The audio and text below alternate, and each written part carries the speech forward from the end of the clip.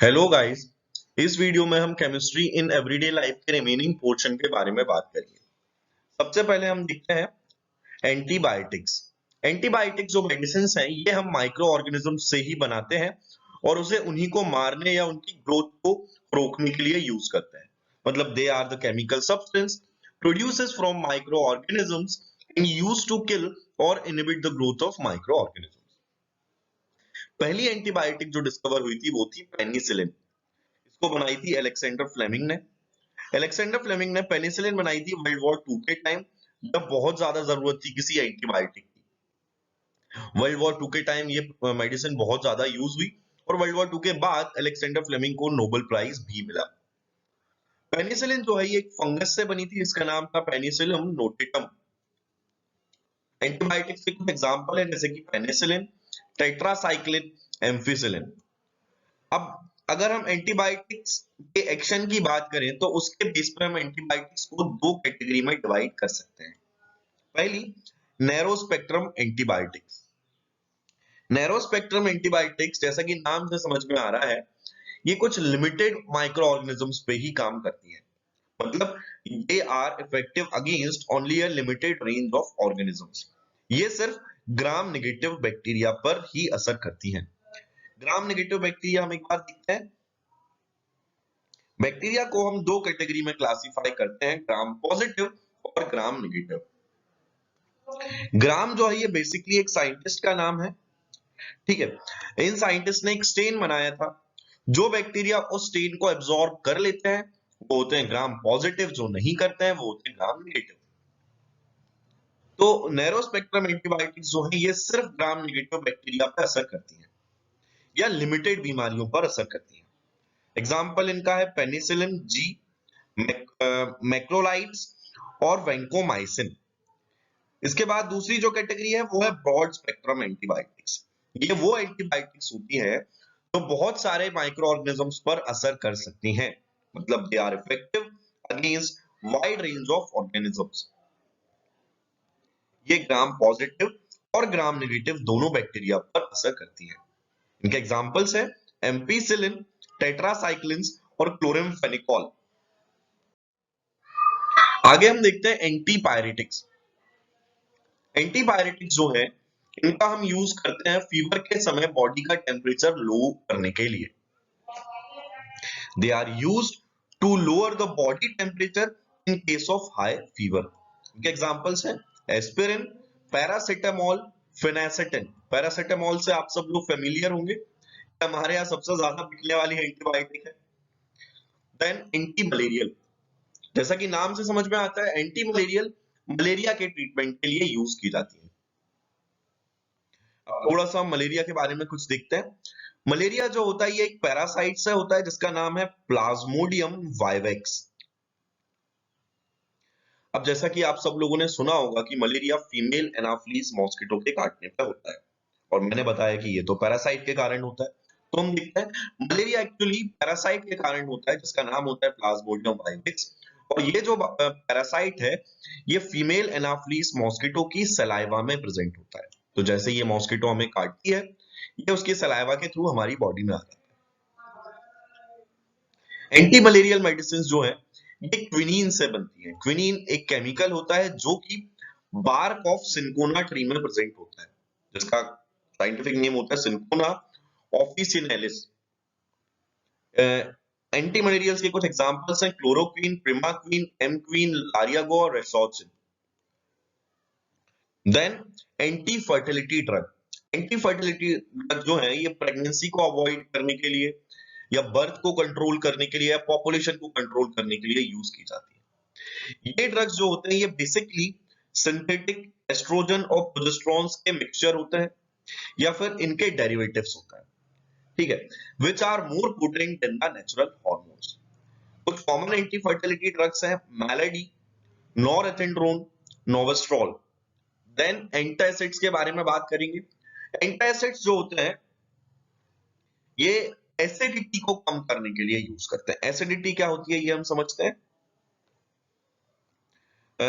हमारे स्टमक में oxyntic cells होता है जो कि HCl सीक्रेट करते हैं, जिसका पीएच जो है स्टमक में वो 1.5 से 2.5 होता है। तो कुछ इम्बैलेंस डाइट या कुछ रीजंस की वजह से वो उसका जो पीएच है वो थोड़ा कम हो जाता है या एसिड ज्यादा सीक्रेट होने लगता है। ऐसे केस में हमें उस एक्सेस एसिड को न्यूट्रलाइज करना जरूरी होता है। तो उस जब वो एसिड बढ़ जाता है उस स्टेज को हम कहते हैं एसिडिटी। तो antacids they are the chemical substance which neutralize the excess acid in the stomach and give relief from acidity are called antacids. Examples होता है एंटासिड्स के सोडियम हाइड्रोजन कार्बोनेट या sodium bicarbonate, MgOH whole twice, magnesium hydroxide या aluminium hydroxide. Then एंटीहिस्टामीन, एंटीहिस्टामाइंस या एंटीहिस्टामीन जैसे भी आप pronounce करें, ये जो है ये एंटी एलर्जिक ड्रग कहलाते हैं। ये क्या करते हैं, हिस्टामीन के प्रोडक्शन को रोक देते हैं या हिस्टामीन की एक्शन को सप्रेस कर देते हैं। हम समझते हैं यहाँ की हिस्टामीन क्या होता है। जब भी हमें किसी चीज से एलर्जी होती है उस एलर्जी के अगेंस्ट हमारी बॉडी एक केमिकल सीक्रेट करती है या एक केमिकल बनाती है जिसे हम कहते हैं हिस्टामीन। तो एंटी हिस्टामीन ऐसी मेडिसिन होती हैं जो इस हिस्टामीन के प्रोडक्शन को या इसकी एक्शन को सप्रेस कर देती है। तो antihistamine is a compound released histamine की बात करें हम, histamine is a compound released by cells in response to injury और any allergic and inflammatory reactions. तो एलर्जी के दौरान हमारी बॉडी के कुछ सेल्स एक कंपाउंड रिलीज करते हैं, वो होता है हिस्टामीन, और इस कंपाउंड से बचने के लिए हम जो मेडिसिन यूज करते हैं वो होती है एंटीहिस्टामीन्स। एंटीहिस्टामीन्स के कुछ कॉमन एग्जांपल्स हैं टर्फेनाडीन और साइमेटिडीन या सिमेटिडीन। आगे हम देखेंगे ट्रैंक्विलाइजर्स और सेडेटिव्स। ट्रैंक्विलाइजर्स और सेडेटिव्स मोस्टली ये स्ट्रेस को रिलीव करने के लिए यूज किए जाते हैं या इनको हम एंटी डिप्रेसेंट्स भी कहते हैं। तो ट्रैंक्विलाइजर्स या सेडेटिव ये स्ट्रेस से रिलीफ देते हैं, mental tension, anxiety, these form a major component of sleeping pills. ठीक है, ये स्लीपिंग पिल्स का भी एक मेजर कंपोनेंट होता है। ज्यादातर ड्रग्स जो होते हैं ट्रैंक्विलाइजर्स या सेडेटिव ये बार्बिट्यूरिक एसिड के डेरिवेटिव्स होते हैं या बार्बिट्यूरिक एसिड से बने होते हैं। इनके कुछ कॉमन एग्जांपल्स है ल्यूमिनल, इक्विनिल, बार्बिट्यूरेट और आइप्रोनियाजीड। आइप्रोनियाजीड ये यहाँ पे ई होगा शायद, तो ये आइप्रोनियाजीड। ठीक, देन अब हम बात करेंगे कुछ केमिकल्स की जो कि फूड में यूज होता है। फूड में कुछ कॉमन केमिकल्स क्या क्या यूज होते हैं देखते हैं। सबसे पहले तो कुछ कलर्स यूज होते हैं। हम फूड में अलग अलग तरह के कलर यूज करते हैं ताकि हम उसे उतना अट्रैक्टिव बना पाए। देन कलर के अलावा हम फूड में कुछ पर्टिकुलर फ्लेवर्स भी यूज करते हैं। ठीक है, जैसे बहुत सारी कैंडीज आती हैं अलग अलग फ्लेवर्स में, बहुत सारी कोल्ड ड्रिंक्स आती हैं अलग अलग फ्लेवर्स में, तो हम फ्लेवर्स यूज करते हैं। प्रिजर्वेटिव्स भी यूज करते हैं हम फूड में काफी तरह के। तो सबसे पहले हम बात करेंगे आर्टिफिशियल स्वीटनिंग एजेंट्स की। ठीक है, मतलब जिन लोगों को डायबिटीज होती है, जो डायबिटिक पेशेंट्स होते हैं वो नॉर्मल शुगर नहीं खाते, तो उनके लिए कुछ शुगर फ्री मेडिसिन भी अवेलेबल है मार्केट में। कुछ शुगर फ्री स्वीट्स होती हैं, कुछ शुगर फ्री कोल्ड ड्रिंक्स होती हैं जैसे कि डाइट कोक जो होता है। तो शुगर फ्री जो भी चीजें बनती हैं उनमें हम आर्टिफिशियल स्वीटनिंग एजेंट्स यूज करते हैं नॉर्मल शुगर या सुक्रोज के अलावा। ठीक है, तो जो आर्टिफिशियल स्वीटनिंग एजेंट्स होते हैं वो क्या होते हैं या क्यों यूज करते हैं पहले हम ये समझते हैं। सुक्रोज जो है ये हमारी बॉडी में जाके ये हाइड्रोलाइज होके ग्लूकोज और फ्रक्टोज बनाता है, और जिन लोगों को डायबिटीज होती है उनका ग्लूकोज लेवल ऑलरेडी बढ़ा हुआ होता है, तो वो और ज्यादा ग्लूकोज को टॉलरेट नहीं कर सकते, तो वो नॉर्मल शुगर या सुक्रोज को इसीलिए यूज नहीं करते। उन्हें कोई ऐसी शुगर चाहिए जो बॉडी में जाके सुक्रोज ना बनाए, तो उनको हम कहेंगे आर्टिफिशियल स्वीटनिंग एजेंट्स। अब देखते हैं, artificial sweetening agents are the substances that are used in place of natural sugar. Natural sugar क्या है, sucrose. Then some common artificial sweeteners are given below. Sucrose का फॉर्मूला होता है C12H22O11, ये आप लोग नोट कर लें। देन कुछ कॉमन आर्टिफिशियल स्वीटनर्स हम देखेंगे। पहला स्पार्टिन। स्पार्टिन जो है ये बहुत ज्यादा यूज होता है एज आर्टिफिशियल स्वीटनर। ये रफली 100 टाइम्स ज्यादा स्वीट होता है as compared to cane sugar या सुक्रोज। ठीक है, it is methyl ester of dipeptide form from aspartic acid and phenylalanine. ये एक मिथाइल एस्टर होता है, ठीक है, जो हम दो चीजों से मिलकर बनाते हैं, स्पार्टिक एसिड और फेनाइलएलेनिन। फिनाइल एलानीन, इन दोनों से मिलके बनता है स्पार्टीन। स्पार्टीन जनरली 100 टाइम्स स्वीट होता है एज कम्पेयर टू सुक्रोज। अब एस्पार्टेम का जो यूज है ये लिमिटेड होता है कोल्ड ड्रिंक्स तक और सॉफ्ट ड्रिंक्स तक। क्यों? क्योंकि जैसे ही अगर हम खाने को गर्म करते हैं, ये एस्पार्टेम अनस्टेबल होता है, ये डिकम्पोज या डिग्रेड होने लगता है। तो इसे सिर्फ हम ठंडे खानों में यूज करते हैं, जैसे कि कोल्ड फूड्स और सॉफ्ट ड्रिंक्स। अगला सैकरिन या सैकरिन। सैकरिन भी काफी पॉपुलर आर्टिफिशियल स्वीटनर है। ये लगभग 400 टू 500 टाइम्स ज्यादा स्वीट होता है नॉर्मल शुगर के या केन शुगर के। ये स्ट्रक्चर है सैकरिन का। अगला होता है सुक्रोलोज। सुक्रोलोज जो होता है ये ट्राइक्लोरो डेरिवेटिव होता है सुक्रोज का। ट्राइक्लोरो डेरिवेटिव मतलब 3 क्लोरीन प्रेजेंट होंगे यहाँ पे, 1 2 3। अब इसका अपीयरेंस ये देखने में और इसका जो टेस्ट है ये नॉर्मल शुगर की तरह होता है। ये कुकिंग टेम्परेचर पे भी स्टेबल होता है और ये बॉडी को कैलोरीज भी प्रोवाइड नहीं करता। और ये जो है ये लगभग 600 टाइम्स ज्यादा स्वीट होता है एज कम्पेयर टू सुक्रोज या cane sugar. Its appearance and taste are like sugar. इसका जो अपीयरेंस और टेस्ट है ये शुगर की तरह होता है और ये स्टेबल भी होता है कुकिंग टेम्परेचर पे। एलिटेम। एलिटेम जो है ये हाई पोटेंसी स्वीटनर होता है।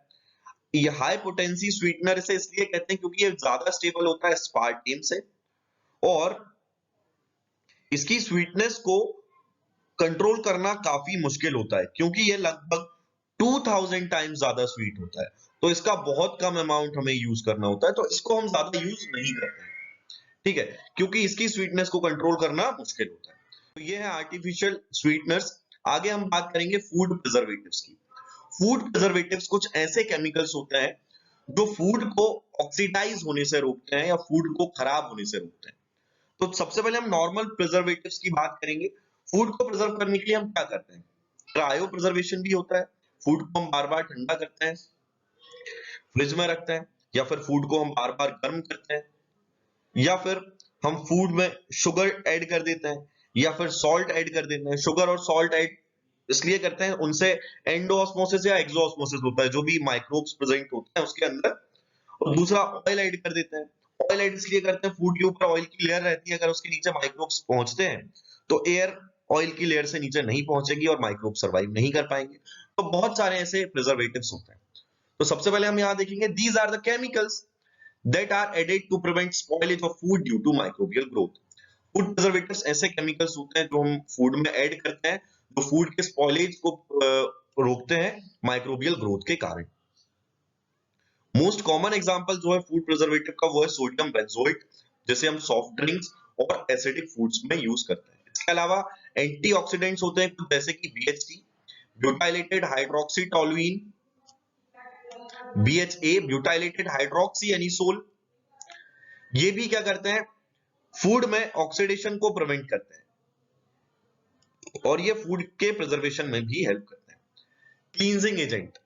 क्लींजिंग एजेंट सोप और डिटर्जेंट, अब हम इनके बारे में बात करेंगे। क्लींजिंग एजेंट हम उन केमिकल्स को कहते हैं जो डर्ट को रिमूव करते हैं और जिनमें क्लींजिंग एक्शन की पोटेंशियल होती है, जो क्लींजिंग एक्शन शो कर सकते हैं वाटर के साथ। तो दो तरह के क्लींजिंग एजेंट्स होते हैं, सोप्स और डिटर्जेंट्स। सबसे पहले हम बात करेंगे सोप्स की। सोप्स आर द सोडियम और potassium salt of higher fatty acids. Higher fatty acids means they contain 15 to 18 carbon atoms और मोर देन दैट। एग्जांपल्स हैं इनके stearic acid, higher fatty acid की बात कर रहे हैं, stearic acid, oleic acid, palmitic acid. अब हम समझते हैं सबसे पहले, तो सोप्स क्या थे? सोडियम और potassium salt of higher fatty acid. ये जो चेन दिख रही है, कार्बन चेन, इतनी लंबी जो कार्बन चेन है, ये हायर फैटी एसिड हम इसे कह सकते हैं। क्यों? क्योंकि इसमें 15 to 18 कार्बन एटम्स प्रेजेंट है। इसके अलावा ये क्या है? सोडियम और पोटेशियम सॉल्ट। तो सोडियम और potassium salt of higher fatty acid is termed as soaps. आगे देखते हैं saponification. Saponification is the process of producing soap by heating fat with aqueous sodium hydroxide solution. मतलब अगर हम सोप को प्रोड्यूस करें तो उस रिएक्शन को हम कहते हैं सैपोनिफिकेशन। सोप को प्रोड्यूस करने की जो रिएक्शन है, इसमें हम क्या करते हैं? फैट को एक बेस के साथ हीट करते हैं। जैसे ये जो है ट्राइग्लिसराइड, ये एक फैट है, ठीक है, इसको मैं हीट कर रहा हूं सोडियम हाइड्रोक्साइड के साथ या बेस के साथ, तो ये बना रहा है सोप, और इस रिएक्शन को मैं क्या कहूंगा, सैपोनिफिकेशन। मतलब when fat is heated with aqueous sodium hydroxide solution then the reaction is termed as saponification। अब सोप्स जो हैं इनको हम हार्ड वाटर में यूज नहीं कर सकते। हार्ड वाटर क्या होता है? हार्ड वाटर का मतलब जैसे कि समुद्र का पानी जिसमें बहुत सारे सॉल्ट डिसॉल्व होते हैं, खारा पानी हम कह सकते हैं। तो हार्ड वाटर में बहुत सारे सॉल्ट्स होते हैं कैल्शियम और मैग्नीशियम के। तो सॉल्ट्स हैं वो क्लोरेट्स भी हो सकते हैं, कार्बोनेट्स भी हो सकते हैं, बाइकार्बोनेट्स भी हो सकते हैं, सल्फेट्स भी हो सकते हैं। अब सोप क्यों काम नहीं करती है हार्ड वाटर में, दिखते हैं। जैसे सपोज जो सोडियम सॉल्ट प्रेजेंट होते हैं सोप में, ये हार्ड वाटर के साथ मिलके ये कैल्शियम और मैग्नीशियम सॉल्ट में कन्वर्ट हो जाते हैं और वो निकल आते हैं स्कम की तरह बाहर। जैसे सपोज ये एक सोप है और ये सॉल्ट है जो कि हार्ड वाटर में प्रेजेंट है। अब जब मैं सोप को हार्ड वाटर में यूज करूंगा तो ये जो कैल्शियम है ये सोडियम की जगह ले लेगा और जो सोडियम है ये कैल्शियम की जगह ले लेगा। मतलब यहाँ पे डबल डिस्प्लेसमेंट रिएक्शन हो जाएगी। तो यहाँ बन जाएगा NaCl और जो सोप थी अब ये सॉल्ट बन चुका होगा कैल्शियम का। तो ये जो है ये क्या होगा, इनसॉल्युबल, और ये कपड़ों पे दाग की तरह लग जाएगा, ये ग्रीसी सब्सटेंस की तरह लग जाएगा। इसे हम कहेंगे स्कम, SCUM। ठीक है, तो यही एक कारण है कि स्कम बन जाता है, इसीलिए हम सोप्स को हार्ड वाटर में यूज नहीं कर सकते हैं। तो the insoluble scum sticks on the cloths hence reduces the cleansing capacity of soap। जो स्कम है ये कपड़ों पर चिपक जाता है और सोप की क्लींजिंग कैपेसिटी को रिड्यूस करता है। अब हम देखेंगे आगे डिटर्जेंट्स। डिटर्जेंट्स जो है they are sodium salt of long chain linear alkyl benzene sulphonic acid. ये भी सोडियम सॉल्ट्स होते हैं linear alkyl benzene sulphonic acids के। ये केमिकली दूसरे मटेरियल से बनते हैं other than animal fat. Animal fat के अलावा दूसरे मटेरियल से हम बनाते हैं डिटर्जेंट्स को। These can be used both in soft and hard water as they give foam even in hard water। अब सोप और डिटर्जेंट में एक मेजर डिफरेंस है कि डिटर्जेंट्स को हम दोनों जगह यूज कर सकते हैं, सॉफ्ट वाटर में भी और हार्ड वाटर में भी। डिटर्जेंट तीन तरह के होते हैं। पहला anionic detergent, these are sodium salt of sulphonated long chain alcohols और हाइड्रोकार्बन्स। ये भी सोडियम सॉल्ट्स होते हैं, किसके, सल्फोनेटेड लॉन्ग चेन एल्कोहल्स के या सल्फोनेटेड लॉन्ग चेन हाइड्रोकार्बन्स के। एनायनिक डिटर्जेंट्स में अगर हम देखें तो एनायनिक पार्ट है मॉलिक्यूल का, ये क्लींजिंग एक्शन में इन्वॉल्व होता है। जो एनायनिक पार्ट है ये क्लींजिंग एक्शन के लिए रिस्पॉन्सिबल होता है। For example alkyl benzene sulfonates are obtained by neutralizing alkyl benzene sulfonic acid with alkali। मतलब alkyl benzene sulfonic acid ये जो है इसको मैं अगर अल्कली के साथ रिएक्ट कराऊंगा, बेस के साथ रिएक्ट कराऊंगा तो हमें एक एनायनिक डिटर्जेंट मिलेगा। इनको हम टूथपेस्ट में भी यूज करते हैं, टूथपेस्ट बनाने में यूज करते हैं। डिटर्जेंट का मतलब सिर्फ मैं वो वॉशिंग पाउडर निरमा उसकी बात नहीं कर रहे हैं हम। डिटर्जेंट डिटर्जेंट का मतलब होता है जो जिसमें क्लींजिंग एक्शन प्रेजेंट हो। Cationic detergents, these detergents are quaternary ammonium salts with acetates, chlorides और bromides as anions। देखो सिंपली हम ये कह सकते हैं एनायनिक डिटर्जेंट्स जो हैं उनमें एनायन पार्ट रिस्पॉन्सिबल होता है क्लींजिंग एक्शन के लिए। कैटायनिक डिटर्जेंट में कैटायनिक पार्ट रिस्पॉन्सिबल होता है क्लींजिंग एक्शन के लिए। कैटायनिक पार्ट जो कैटायनिक डिटर्जेंट्स में होता है वो पार्ट होता है लॉन्ग हाइड्रोकार्बन चेन का और पॉजिटिव चार्ज होता है नाइट्रोजन एटम पे। इसका एग्जांपल है सेटाइल ट्राइमेथाइल अमोनियम ब्रोमाइड। ये एक पॉपुलर कैटायनिक डिटर्जेंट है, इसे हम हेयर कंडीशनर्स में यूज करते हैं। ये स्ट्रक्चर है, ये एक जर्मिसाइड्स की तरह भी यूज किए जाते हैं। इसके बाद होते हैं कुछ नॉन आयनिक डिटर्जेंट्स। इन डिटर्जेंट्स में कोई भी आयन प्रेजेंट नहीं होता in their constitution. For example asters of high molecular mass formed by reaction of polyethylene glycol and stearic acid are non-ionic detergent। Non ionic detergents जो होते हैं ये asters होते हैं हाई मॉलिक्यूलर मास वाले substance के, जैसे कि ये पॉलीइथाइलिन ग्लाइकॉल और स्टीयरिक एसिड की रिएक्शन से बन सकते हैं। ये रहा स्टीयरिक एसिड और ये है पॉलीइथाइलिन ग्लाइकॉल। इनको हम डिश वॉशिंग डिटर्जेंट्स या डिश वॉशिंग लिक्विड डिटर्जेंट्स में भी यूज कर सकते हैं। ठीक, तो यहां पर ये चैप्टर खत्म होता है। अगले वीडियो में हम नेक्स्ट चैप्टर देखेंगे। Thank you.